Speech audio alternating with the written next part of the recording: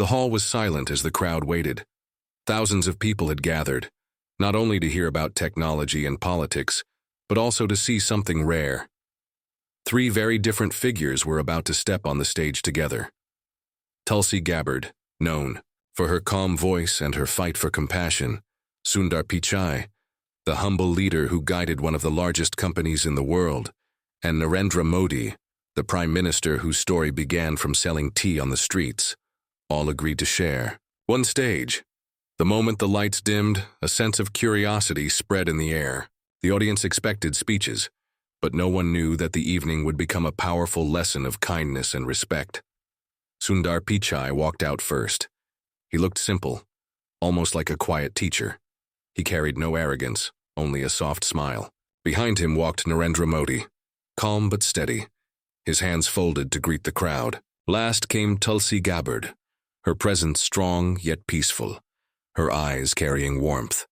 The crowd stood and applauded, but inside the room, there was tension. People wondered what could happen when such different worlds met. As they took their seats, the moderator asked a question that was simple but sharp. He asked, "In today's world, power often creates pride. How do you balance success with humility?" The hall waited for their answer. Sundar was the first to speak. He said, "When I was a boy in India, my parents saved money just to buy our first telephone. I learned then that even the smallest opportunities are gifts. Success only means something if it helps others." His voice was calm, but his words touched people deeply. Modi then added, "I too know the value of small beginnings. When you have lived with less, you understand the meaning of giving. True leadership is not about showing strength. It is about lifting others when they fall." The crowd listened closely. Then Tulsi leaned forward. Her voice was soft, but it carried strength. "Sometimes kindness is seen as weakness, but I believe kindness is the greatest strength. It takes courage to forgive, to listen, and to respect, even when the world pushes you to hate." The audience was moved, but not everyone was ready to accept their message. In the back rows, a group of critics whispered. One of them said, "These are just words. In real life, kindness does not work. Power always wins." The moderator heard the whisper and repeated it loudly to the guests on stage. This created sudden tension. The room grew quiet again. Sundar, Modi, and Tulsi looked at each other. The question was no longer simple. It had become a challenge. The silence stretched for a few moments. Sundar's eyes lowered, remembering his past struggles. Modi's face was calm, but inside he was measuring his answer. Tulsi took a deep breath, knowing that this was not just a discussion, it was a test of their values. Then Sundar spoke. "I once faced humiliation when I was young, because I could not speak English well. My classmates laughed at me. At that moment I had two choices, to hate them or to forgive them. I chose to forgive, and later some of those same people came to me for help. Kindness gave me strength." Modi followed. "As a boy, I faced insults because of my humble background. People thought I would never rise. But instead of anger, I chose to keep working. Every insult became fuel for service. Those who mocked me now respect me. Kindness is slow, but it wins in the end." Tulsi then looked directly at the critics in the back. Her words were steady. "Power may win for a moment, but kindness lives forever in the heart of the people. No statue is built for cruelty, but history remembers those who served with humility." The hall erupted in applause. The critics who had doubted now felt the weight of silence pressing on them. They did not reply. But just as the atmosphere grew calm, an unexpected twist arrived. A well-known businessman sitting in the front row stood up. He was known for his pride and his sharp words. He raised his voice and said, "Words are easy, but I will show you how the world truly works. Without power, without money, without control, your kindness will be crushed." The crowd gasped. The challenge was no longer whispers. It was direct. The three leaders looked at him with quiet strength. Instead of reacting with anger, Sundar smiled gently. Modi folded his hands in respect. Tulsi stepped closer to the edge of the stage, her eyes calm. The story of this evening had just begun, and the true lesson of kindness was about to be tested in a way no one expected. The room still felt heavy after the businessman's challenge. The crowd looked from him to the stage, wondering what Tulsi, Sundar, and Modi would do. Some expected them to fight back with harsh words, but others knew their calm presence meant something different was coming. The businessman crossed his arms and smirked. His tone was sharp. You speak of kindness as if it is stronger than wealth or power, but look around you. People respect those who control resources, not those who forgive. In this world, money decides who speaks and who stays silent. The AB audience murmured in shock. The word stung because many had thought the same in secret, but never dared to say it. Sundar leaned forward, his hands resting gently on the table. His eyes held no anger, only patience. I understand your point, he said softly. But let me share something. When I first moved to America, I had very little. I was shy, I had an accent, and I often felt invisible. No one cared about my degree or my dreams. What helped me survive was not power. It was the kindness of strangers. A professor who guided me, a friend who shared books, a neighbor who invited me for dinner when I was alone. Those small acts kept me going. Money did not save me. Kindness did. His voice was calm, yet his words sank deep into the hearts of those listening. Modi then spoke, his tone steady but filled with memory. When I was a child, I sold tea at a railway station. I saw rich men every day. Some ignored me, some insulted me, and some even laughed at my clothes. But I also saw travelers who smiled, who asked me how I was, who treated me like I mattered. Those moments gave me dignity. Those acts of kindness shaped me more than all the insults. Without them, I might have lost hope. The businessman shifted uncomfortably, but he still stood tall. That is your story, he replied, but not the rule of the world. If kindness was stronger, why do wars exist? Why do the powerful crush the weak? All eyes turned to Tulsi. She remained silent for a moment, as if measuring the weight of every word. Then she stood up, her voice steady but warm. Wars exist because of fear, pride, and greed. But history remembers something else. The soldiers who saved children, the leaders who forgave enemies, the strangers who risked their lives for others. Cruelty makes noise, but kindness leaves a legacy. Do you know why this hall is filled with people today? It is not because they want to hear about money. They came because they want to feel hope. Her words created a deep silence. The businessman had no quick answer. The crowd clapped, slowly at first, then louder and louder. But just as peace began to return, something unexpected happened. A young man from the audience raised his hand. His voice trembled, but he forced himself to speak. I need to say something, he began. I grew up poor like many here. I studied hard. I worked long hours, but I was cheated by people who only cared for money. They took my ideas, they took my efforts, and left me with nothing. I lost faith in kindness. I want to believe your words, but I am afraid it is only a dream. The hall grew tense again. His pain was raw, and many nodded in agreement. Sundar looked at him with compassion. I hear you, he said gently. I have faced betrayal too. Sometimes people will take advantage of your trust. But that does not mean kindness failed. It means they failed. If you stop being kind, then they win twice. Once by taking from you, and again by changing you into what they are. Modi added, Young man, your pain is real. But never forget, resilience is born from struggle. Those who wronged you showed you what not to become. If you rise again with humility and strength, you will shine brighter than those who betrayed. You, Tulsi, then stepped forward, her eyes soft. I know it is hard to believe in kindness when your heart has been broken. But kindness is not only for others, it is also for yourself. When you forgive, you free yourself from their chains. When you stay humble, you keep your spirit alive. You are proof that even after betrayal, your voice still carries hope. Do not let bitterness silence it. The young man's eyes filled with tears. He nodded slowly, unable to speak. The audience sat in silence, moved by the honesty of the exchange. Yet, the businessman was not done. He raised his voice again. You talk as if forgiveness is easy. But what about those who never change? What about those who only use kindness as weakness? Will you let them walk over you again and again?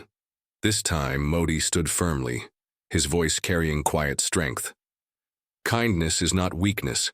It does not mean allowing injustice. True kindness has courage. It forgives when it can, but it also stands strong against cruelty. You can be humble without being silent.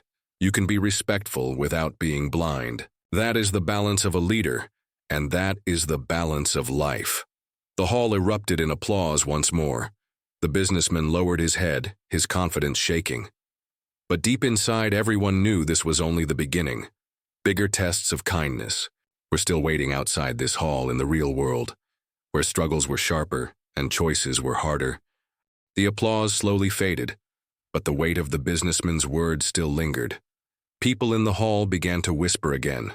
Some nodded in agreement with Tulsi, Sundar, and Modi, while others still carried doubt.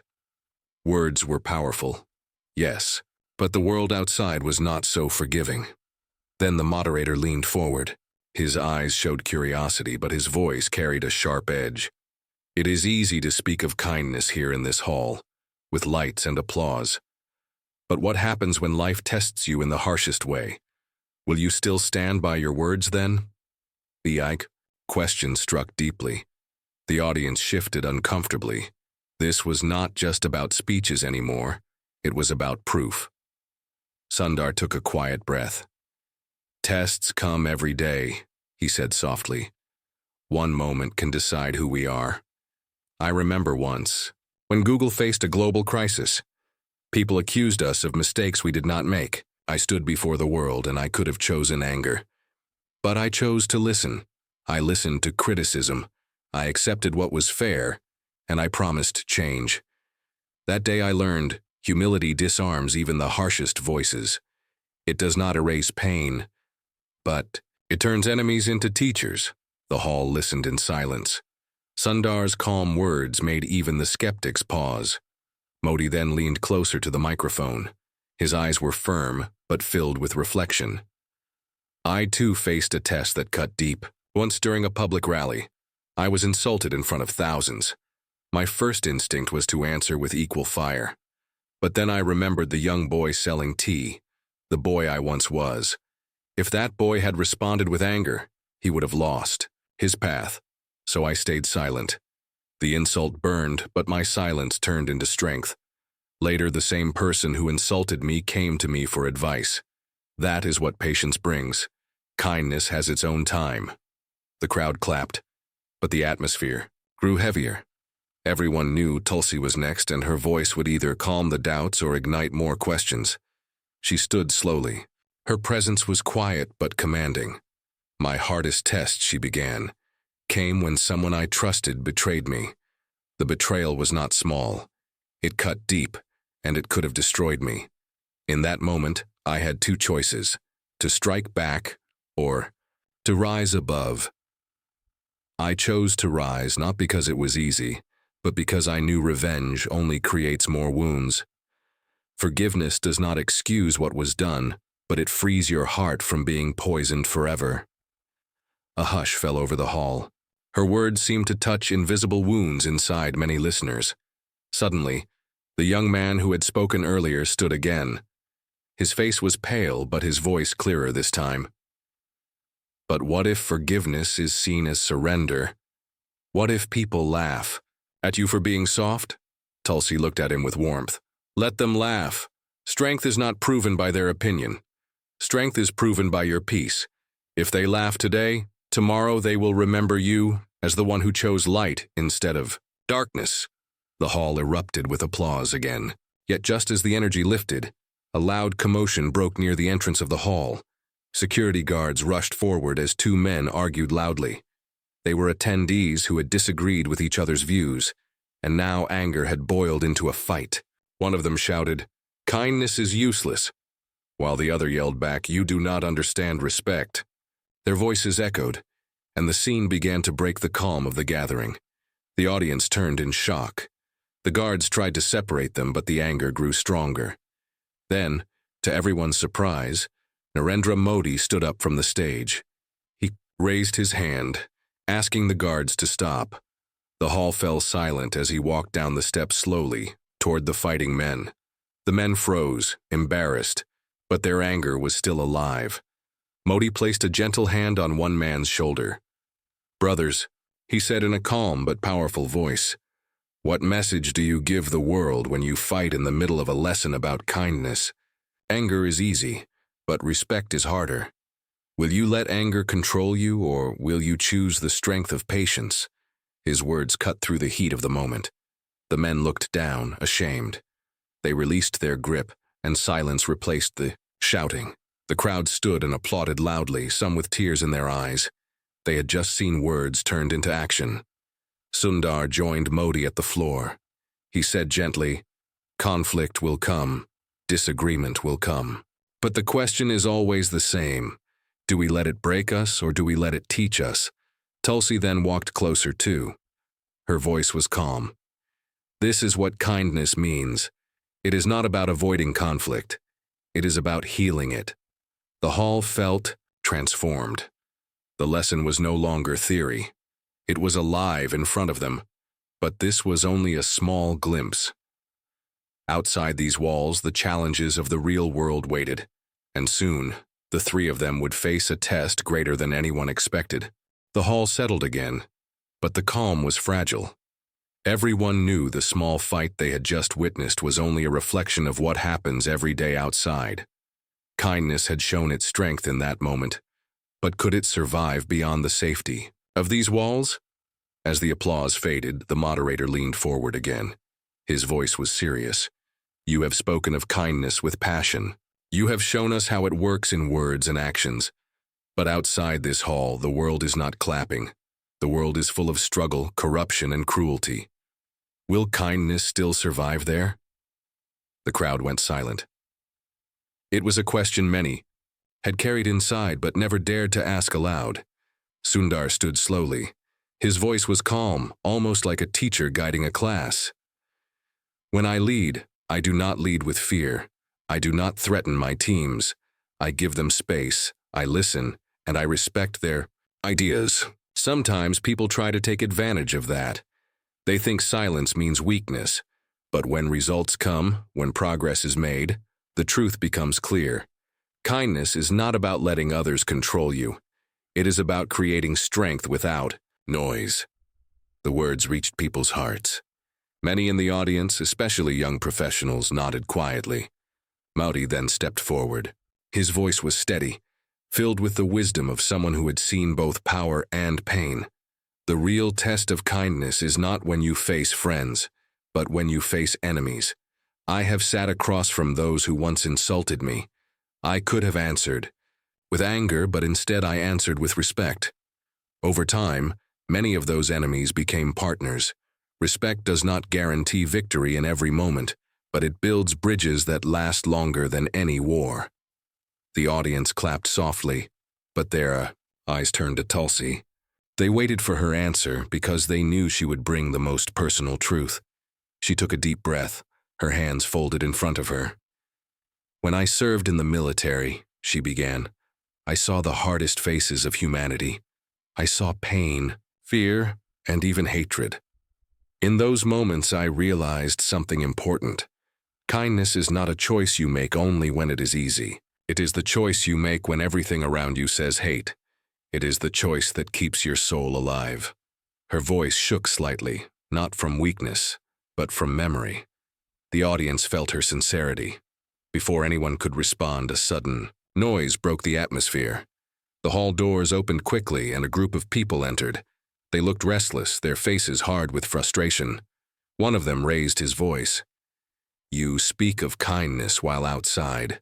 People like us suffer. We work long hours, we struggle for food, and the powerful ignore us. What good is kindness when our stomachs are empty?" The guards moved forward, but Modi raised his hand to stop them. The hall grew tense. Sundar walked closer to the edge of the stage. His voice was soft but clear. "I hear your pain. He said, "I know what it means to live with less. My family saved coins for years to buy something small. I know the hunger of dreams that feel far away. But do not believe that kindness ignores you. Kindness is what makes someone share their bread, what makes someone listen to your voice when no one else will. Without kindness, your suffering would be unseen." The group looked uncertain, but their anger still burned. Modi then stepped forward. "I know your pain too," he said firmly. "I was once where you are. I did not have wealth, I did not have power, but I had resilience, and I met people who treated me with respect even when I had nothing. Those small acts gave me strength to rise. Today I stand here not because I was born powerful, but because I was lifted by kindness on the way." His words shook the group. Their faces softened, though doubt remained. Then Tulsi came forward.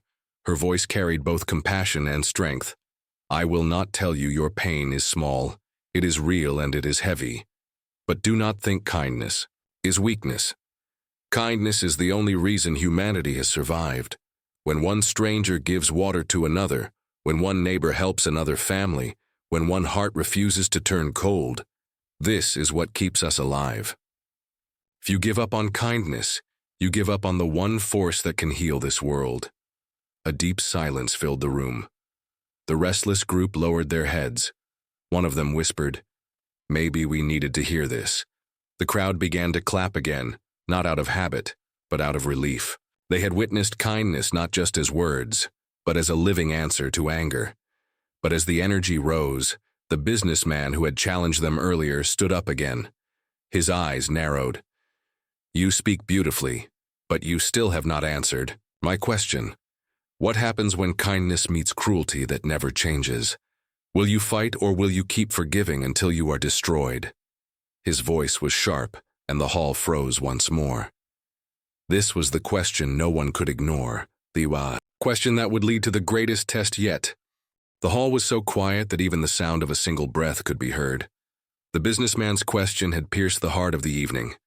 His voice carried the weight of doubt many people kept hidden. Kindness sounded noble. But what if met cruelty that refused to change? What if it met hearts too cold, too proud, or too greedy? The audience leaned forward, waiting. This was no longer about stories of the past. This was about the sharp edge of the present. Sundar spoke first. His voice was soft but steady. "There was a time when I was unfairly accused of being weak because I did not fight back with anger. I remember sitting in a room where people laughed at my silence. I could have raised my voice. I could have answered with pride. But I chose patience. I chose to let my work speak louder than my words. Those who mocked me were later silenced by results. Cruelty cannot always be erased in a moment. Sometimes, kindness is not about changing the other person. Sometimes, it is about protecting your own soul while you walk through their darkness." The businessman smirked, but the softness of Sundar's tone made it difficult for him to interrupt. Then Modi stepped closer to the microphone. His voice was stronger, filled with the calm of experience. "In my life, I have faced cruelty many times. Some people never changed, no matter how much respect I gave them. But I learned something. If you fight cruelty with cruelty, the world becomes darker. If you fight cruelty with kindness, the world has a chance to heal. Even if the cruel person does not change, someone watching will. A child, a student, a stranger, they will learn. Kindness is not only for the one who hurt you, it is also for those who are watching you." The hall grew still. His words carried a truth that felt undeniable. Finally, Tulsi stood. Her eyes moved across the audience and she spoke slowly, carefully, as if she wanted every word to reach deep inside each heart. "I will tell you something painful. When I was betrayed by someone I trusted, I forgave them. They did not change. They betrayed me again. I felt broken. I asked myself if kindness was foolish, but then I realized forgiveness is not about them. It is about me. If I let anger live in my heart, I would have carried their cruelty inside me. Forgiveness is not weakness. It is freedom. It is the courage to say, 'You cannot control my heart, even if you hurt me. That is real strength. Her words hit the audience like a wave. Some wiped tears. Others nodded silently, and a few closed their eyes as if remembering their own wounds. But the businessman was not satisfied. He raised his voice, louder this time. You forgive. You stay kind. And still the cruel rise higher. They gain power, they gather wealth, they control the world. And people like you, people who stay humble, are left behind. How can you call that victory? The question rang heavy. For a moment, no one answered. The crowd waited, hearts beating fast. Then Sundar stepped down from the stage and walked slowly into the audience. His simple presence made the hall quiet. Again, he spoke gently. Victory is not measured by how high you stand, but by how deeply you are remembered. The cruel rise quickly, but they fall quickly too. The kind rise slowly, but they remain forever. Tell me, who do you truly remember? With respect, the ones who controlled others, or the ones who lifted others? The hall broke into applause, strong and long. But suddenly, as if destiny wanted to test these words, a phone rang loudly in the middle of the hall. The man who answered it gasped, then shouted, "There has been violence outside the building." The audience froze. Whispers spread quickly. The moderator rushed to confirm the news. Within minutes it was clear. A protest outside had turned into chaos. People were shouting, pushing, and fighting. Anger had boiled into violence. The businessman folded his arms, his face cold. "There is your test," he said loudly. "Go outside now and show me if kindness can stop this. Let us see if your words have any power in real life." The hall went silent again. All eyes turned toward Tulsi, Sundar, and Modi. For a moment, the three looked at each other. No one spoke, but something unspoken passed between them. Then Modi nodded slowly. Tulsi's face showed quiet determination. Sundar exhaled deeply. Together, they began to walk toward the exit. The audience watched in awe. The test of kindness had left the safety of words. It was about to face the storm outside. The doors opened, and a wave of noise rushed into the hall. Shouting, anger, and the sound of things breaking filled the air. The audience inside stood frozen, unsure of what would happen next. But Tulsi, Sundar, and Modi walked forward with calm steps, their faces steady even as chaos waited outside. As they stepped out, the scene was sharp and raw. A large crowd had gathered on the street. Some people held signs, others shouted at each other, and a few had already pushed into violent clashes. Stones lay scattered on the ground, water bottles thrown aside, and anger burned like fire in the air. The businessman stood at the doorway, arms crossed, watching. "This is your stage now," he said coldly. "Let us see if your kindness survives. Here." The crowd outside noticed the three leaders stepping forward. Some stopped shouting, surprised to see them, but others raised their voices even louder. One man shouted, "You don't know our struggle." Another yelled, "Words cannot feed us." Sundar raised his hand gently, not to silence them, but to ask for a moment of pause. His voice was calm but carried far. "I know your pain is real," he said. "I grew up in a home where every coin was counted.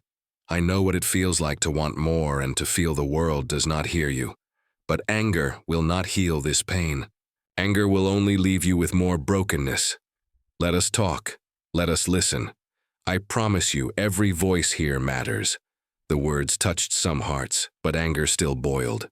A group at the back shouted, "Talk will not change anything. We want action now." Before the tension could rise again, Modi stepped forward. His presence carried weight. His voice was firm but respectful.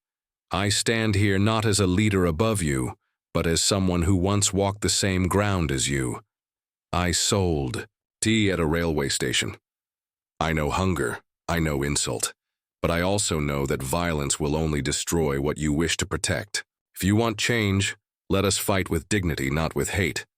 Anger is easy, but it will not give you peace." Some in the crowd grew quiet, but others shook their heads, their frustration too deep. Then Tulsi stepped into the very middle of the crowd. She did not stand above them. She stood among them. Her voice was soft, but it carried strength. "I served in places where violence was normal. I saw innocent people suffer, and I saw hatred eat away at hearts. I tell you this from experience. Violence will not give you the justice you want. But if you stand together with kindness, if you demand with respect, you will not only win change, you will also win the respect of the world. For a moment, the crowd paused. People looked at each other, their anger struggling against the calm of her words. But then, suddenly, a bottle was thrown from the side. It hit the ground near Tulsi's feet, and the crowd gasped. Some shouted louder again, "See, kindness cannot protect you." The businessman, still standing at the door, raised his voice. "Walk away now if you are afraid, or admit that kindness has failed." The tension was sharp, but Tulsi did not move back. Instead, she bent down, picked up the bottle, and set it aside gently. She looked at the crowd, her face calm. "You can throw more if you want," she said softly, "but every bottle thrown is a wound on your own hope. I will not throw anything back at you. I will only give you respect." The silence that followed was powerful. Some people who had been ready to throw stones lowered their arms. Others looked down, ashamed. Sundar then spoke again, his voice quiet but reaching far. "This is your chance to choose. Will you be remembered for breaking or for building? The world is watching, but more importantly, your children are watching. What do you want them to learn from you?" Modi added, his tone like a guiding hand. "Strength is not shown by how loud you shout or how much you destroy. Strength is shown when you turn your anger into unity, when you demand justice with dignity." Slowly, the energy of the crowd began to shift. People who had been shouting lowered their voices. One young man dropped the stone in his hand. Another woman who had been yelling began to wipe her tears. The fire of anger did not vanish completely, but it was cooling. And then something unexpected happened. A little boy, no older than 10, stepped forward from the crowd. He tugged at his father's sleeve and said in a small voice, "Papa, they are right. Fighting will not help. Please stop." The father froze, his anger melting at the words of his child. He put his hand on the boy's head and looked at the leaders. Maybe we need to listen." The crowd grew quiet, touched by the innocence of the boy's words. For the first time, hope shone in the middle of the storm. Kindness was winning, not through force, but through patience, respect, and courage. But as peace slowly began to settle, a shadow of new trouble appeared at the edge of the street. A group of outsiders, not part of the protest, arrived with sticks in their hands and anger on their faces. They were there not to listen, but to spread chaos. The hardest test of kindness was still not over.